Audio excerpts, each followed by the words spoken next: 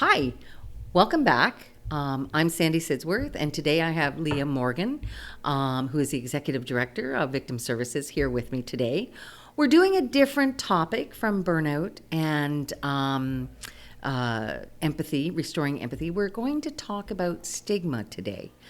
We're doing a lot of work around stigma. There are some really interesting campaigns, but what I'm noticing is that we're not doing stigma as a matter of course every day. And one of the things I'm really taking away from the Truth and Reconciliation movement is the accountability at everything to make us aware, to make us accountable, to hold us accountable through what we're doing, and that it reflects back that you're really conscious of some of those other biases and colonization pieces that we've experienced. And I was thinking, we have these, like I said, these beautiful campaigns, amazing stigma campaign out of Kingston. We know peer support. Todd Buchanan, of course, very passionate about reducing stigma, does an amazing job. Cam H. But we need to start maybe having day-to-day conversations about stigma and its impact, and where we've experienced the stigma for our clients, for ourselves, and not in pointing fingers or using other inflammatory language around the stigma, but where we hold stigma and maybe how we can make small changes for that protection of our clients. So there's no better advocate. I have learned from you so much over the past probably 20 years. And I've watched your career move into different places, but it's always championing those folks without a lot of voice. So you probably know stigma from that piece. So kind of what we want to talk about today, we won't know where it goes, but I'm so glad you're kind of on this first day journey with us. Yes, so thanks welcome. Thanks for having me. I'm happy to be here. So what is it about, what have you seen stigma and the barriers that stigma causes in the work that you've done? First, maybe tell us what you have done, because your career is quite extensive, and then how you see stigma entwined in that. Absolutely. So I've been with the Victim Services for the past 2 years. Prior to that, I was the executive director at Alternatives for Women in Prince Edward County. I was there for just over 3 years. And about 17 years before that, for 17 years prior to that, I was with Three Oaks Foundation in a few different roles. So a majority of the work I've done throughout my career has been with victims of domestic violence, human trafficking, gender-based violence in general, and definitely seeing lots of stigma with almost every client I work with. I think in terms of the barriers faced, when I think back to a lot of the clients I've worked with over the years, I think the most detrimental piece of stigma is how it's internalized. Oh, yes. Yeah, so, folks actually start to believe that It stigma. sticks. Yes. Yeah. So we see that, of course, with individuals who've been abused, you see the decline in their self-esteem and their self-worth. So that creates all types of other barriers for them in terms of accessing opportunities, whether it be for employment or education, with just social inclusion altogether. They just don't feel worthy to be at tables where they really need to be. Define that worthiness, because I think that's a really interesting word, because it's the self-worth, that we feel we belong and not just getting the crumbs off the table. And for so many of our folks that are disenfranchised, they never get to sit fully at the table because of that lack of feeling worthy. But can you just pull that out just a little bit more? Because worthy is such an interesting word when we talk about an individual. Absolutely. I think, when we look at abuse, the psychological component of being put down over and over, that really sticks with people for a very, very long time. So they really do start to believe what their abuser's been telling them. And then when they break away from that toxic relationship and we start to work on, the just building that back up, it's extremely difficult because even though they're no longer with an abusive person or partner, they're still being put down in society and marginalized. And so those messages, even though we're working to kind of build that self-worth back up, they're still getting the messages over and over again, just through our society and culture, that they are not good enough, or they're not strong enough, or smart enough. Why did you stay so long? Right? Yes. You know, I did some work in the DV sector, but always, and when you did public speaks, well, why did they stay? And instead of, why can't they go? You know, which is a very different piece, because we know the minute most women leave a domestic situation, poverty, you know, the everything's impacted by that decision to leave. Not just their well-being, but quality of their finances, you know, children, like all of those pieces are there. But we want to know, why didn't they leave, you know? Yes. Instead of why could, you know, and I think reflecting on that, we know that becomes a stigma piece too, because a lot of people self-medicate to cope with some of the oppression that happens in the domestic violence living situation. I'm trying to pull in different language, and it's really hard, isn't it? Because I'm trying to shape, you know, do what I talked about at the very top of what of the program is, how are we going to reframe this? But I just realized as I'm listening to you, the words we have are stigmatizing in themselves. And how do you change that frame? It's really hard, because that's the lexicon of our dictionary for dealing with these clients. Really, it's fascinating. It is. It's so challenging, because I find even just my own language, and I try to be very self-aware of the language I use and the unconscious biases that I've inherited through just our culture and what's normal in our society, and trying to reprogram myself even as a helper, because I think some of this language just comes naturally after being exposed and to just this stigma that's embedded in our culture. And so I find even myself using language that I say, hey, Leah, that wasn't a very, fair way to state such a thing, right? So it is challenging. It's in how we support and lift people up. I find even as helpers, we contribute to that stigma without even meaning to. Well, you and I have been, you and I have been feminists, and in part of that movement, I mean, what we do is a feminist model of support, right? Encouragement, empowerment. Mm-hmm. And when you look at the definition of feminism, but, 15 years ago, working with SAC and working with Three Oaks, we would say women, like great job women, not people, but really acknowledging women as being empowered. Now I got in the habit of saying that to a group that I thought identified, right? And now I realize I can't, because there's an assumption, and then it's stigmatizing. So it's that awareness that always has to constantly change. But at a time, sometimes the empowerment then becomes the stigma. If you look at it, how we evolve. I hit the mic. I'm so sorry, Alex. He's going to give me trouble about that afterwards, Leah. But what we thought was empowering at the time can actually shift to be a stigma. So it's that stigma can evolve, right?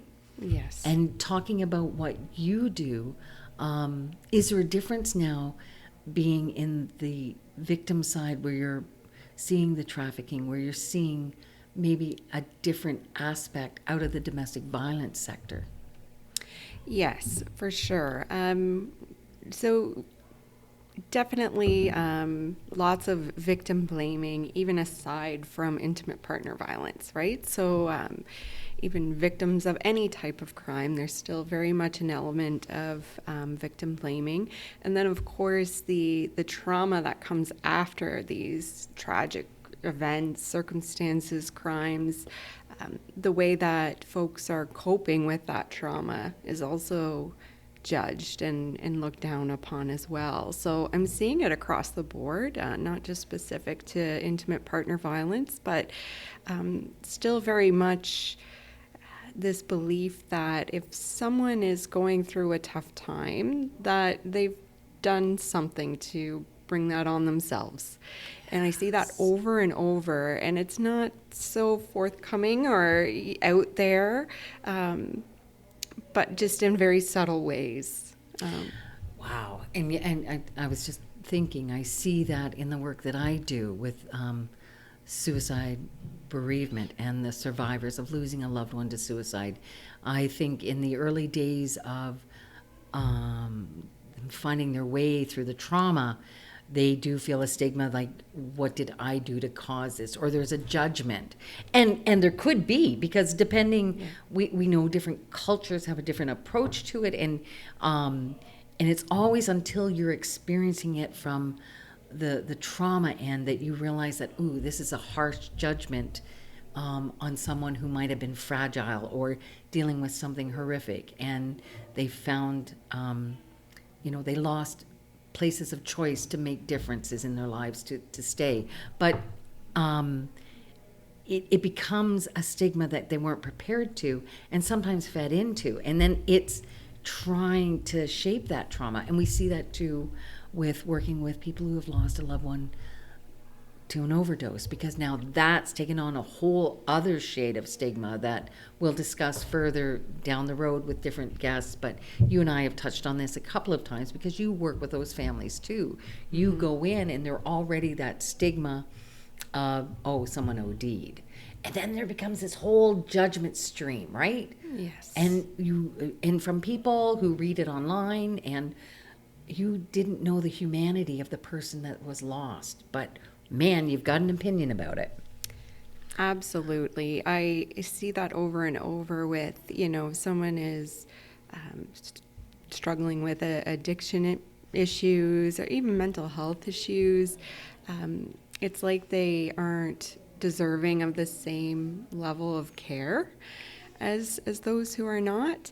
And it's very common working with victims of crime and tragic circumstance, that people are going to be dealing with those struggles.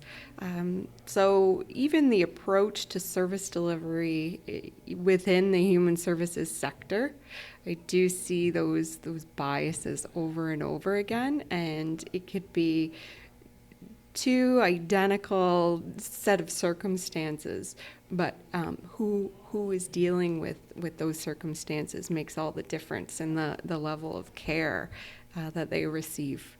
So not within our organization, of course, we try to be very equitable and approach with a very non-judgmental, understanding approach to our service delivery, but it takes a lot of advocacy when linking folks to other services and supports, because if it's, if they've been using substances, it's like they're not as worthy, or it's almost to be expected that they're in this situation. It's just extremely frustrating. Yeah, you created your own destiny by trying to deal with your own trauma. Right. Wow. Yeah. Yeah. And, you're almost forced to kind of deal with that on your own because due to the stigma, you're not comfortable or able to access other avenues of support, right? Or medical care, or so you kind of take that on yourself. And it's just a vicious cycle. And it's not as... So we've had great spokespeople for the last, 12, 13 years coming out through Bell. You have athletes, you have politicians talking about their mental health and creating that awareness. And I think it's made a difference. I think we're normalizing at least to trying to have some conversations on your wellness, and for people to say today is not a good day for me. Like, I'm given 20%. Well, that 20% is 100% because that's what you can give. But we don't have the same champions for working through recovery or addictions or functioning in an addiction, because sometimes everyone who smokes, let's have a talk about that. You are a functioning addict. Mm-hmm. I was at a time, right? And we have a lot of finger pointing for one type of addiction when we go home and we pour ourselves 2 or 3 beers. But so, I mean, there is a comfort, or there's a pattern of self-care that can be addictive patterns. On your phone, I'm at 2:00 Facebook watching TikTok, right? Like, it's addicting. So I think, but there's a hierarchy of what's acceptable and what's not. Right. But whatever you're dealing with your trauma, or whatever you're dealing with something in your life, and it's a pattern of behavior that you're reaching for comfort, can move into an addiction. Yeah. It absolutely. It's like whatever the dominant group relies on for that self-care is acceptable, even if it's equally as, detrimental as what others are doing. It's unfair. And we don't have those people to talk about it openly and honestly. And well, we do. We do have campaigns, but we don't have people that will just talk about addiction every day. Right. What does it mean to show up to work? And I am trying to function because I have an addiction to opiates to get through the day. What's it like to function as an alcoholic in the workplace? We don't have these open conversations to understand what a person's going through and what they have to deal with to even look at a harm reduction model, right? So we pick and choose what we're going to be open about. And so that, I think, stigma of poverty, the stigma of addiction are kind of the last big pieces. There's still other stigmas. What do you feel would make a difference? Because you've mentioned a couple of things. I'm going to put the big question out there. Sure. We've got time. Okay. We've led into this very gently. You've been great, by the way, for a first-time person doing this. It's been wonderful. But what do you feel we can do to make a change? And then what needs to be changed? There's what we feel we should be doing, but what really can happen? Well, for me, we talk about campaigns and educating the public, and there's lots of different ways that we can do that. And, within our organizations, looking at inclusive policies and laws that protect, stigmatized folks. But for me, it's more small scale, and it's calling things out when you hear them and see them, not so much in a accusatory or scolding way, but respectfully, politely, just acknowledging, like, that's not the best way to say that or approach this, and creating a safe space where, whether it's within a team or your family or your friends, that people can do that and it's accepted and, valued. So I find just within our own organization, I think there was a time where it was like, how much work can we get done, like in the field, in the sector? We need to pump out all this work. We need to stay strong. And we don't talk about what we're struggling with as helpers, because we don't want to come off weak or have someone think we're not good at our job. But creating that safe space where it's like, no, it's actually really brave and strong of you to sit at this table with all your colleagues and say, I'm struggling. Let's talk about mental health just amongst our team. And then also with my family and day to day, when we hear something on television, because we know that's where a lot of stigma comes from, is through media and this messaging. So even just pointing out to my own friends and family or children when I hear something that I think, hey, that was really not kind, the way that was put. And if we all were to do that as individuals and within our own circles, I think that would have a huge impact in terms of social inclusion for marginalized groups. I think you're right. And I think what you've done beautifully is tied us back to our 5 previous sessions about burnout and the ability to sit at our tables in our organizations and saying, I'm not doing well, like I'm struggling, and finding and not being stigmatized or punished by passing over, joining a committee or whatever. But it really takes an incredible amount of courage, right? Not maybe in some of our warm and fuzzy environments, but in some places it takes a huge amount of courage to even identify that I might be not okay. And so I think you're right. It takes those small steps in our own lives that have a broader repercussion. We would hope, right?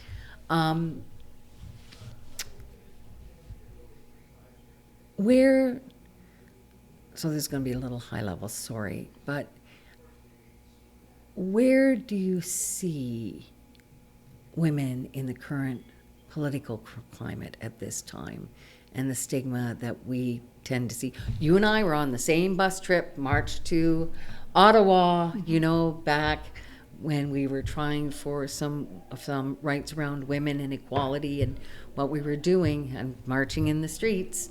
And I see the backlash and a stigma for women in certain, just in general. Do you see that in the same way? You're younger. Do you sit and go, ooh? Well, I certainly notice,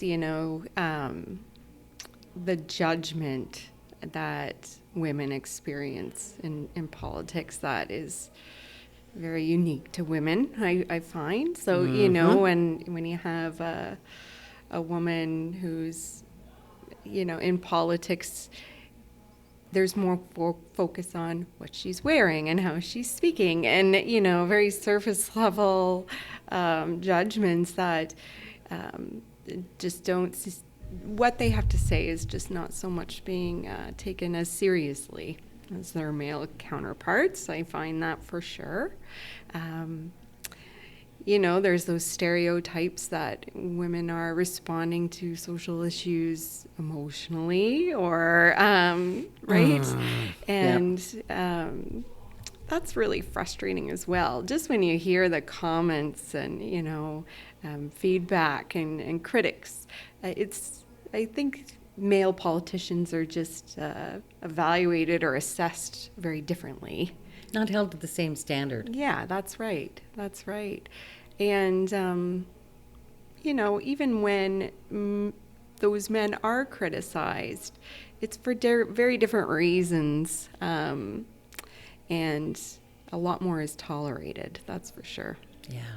Well, and it takes, sitting here and knowing that this is going to go out, there's going to be judgments made because we're female.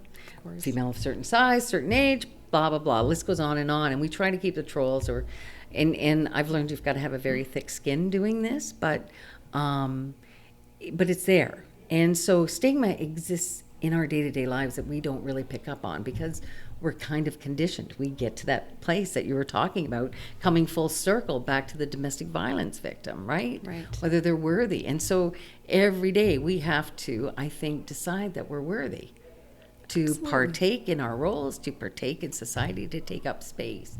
And we're very lucky because we come from we're in a place of privilege where we can say these things. Look at what we're doing here.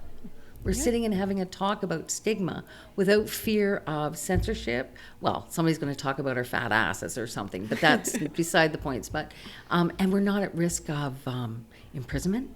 where we know that exists, and we're allowed to dress how we dress, and that you realize is a sense of privilege to hold space and do what we do. But we step out of our circles, and then we almost have to climb back to fight that stigma, because if we're in a different place, right? And so it's always about fighting for your place at the table regardless.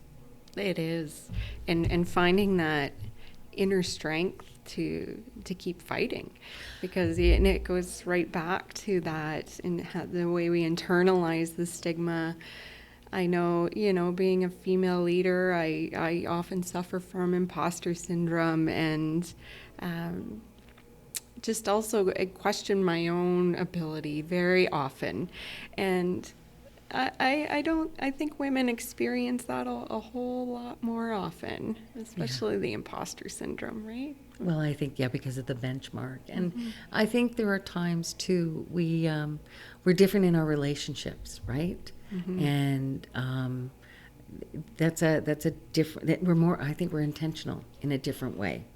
But that's stigmatizing too, because that's where that emotional piece comes. Or you're too emotional, or you're too blah, blah, blah, blah. We're too much. Right. Or we're not enough. Wow. Right. I'm really depressed after doing this now. But just coming, like I said, we came full circle. And I agree with you wholeheartedly. The day-to-day, and really trying to make a difference in holding it accountable and being held accountable. Yes. Because there are times, right? We need to be held accountable for a bias or a stigma we didn't think we hold. And I think that's what makes humanity really interesting, because there's the capacity to understand and create change if we want to.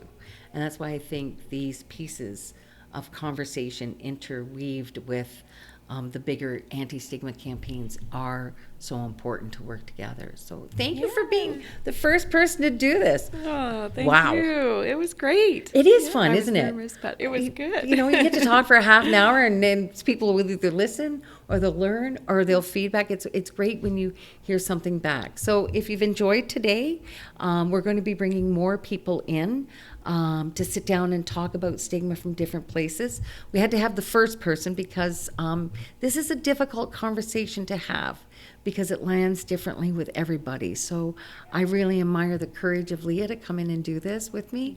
And it has been just a pleasure. How lucky am I to do this once in a while? Yeah, Alex too. He gets to sit and learn. Anyways, thank you very much. And I hope you all have a great day. Thank you.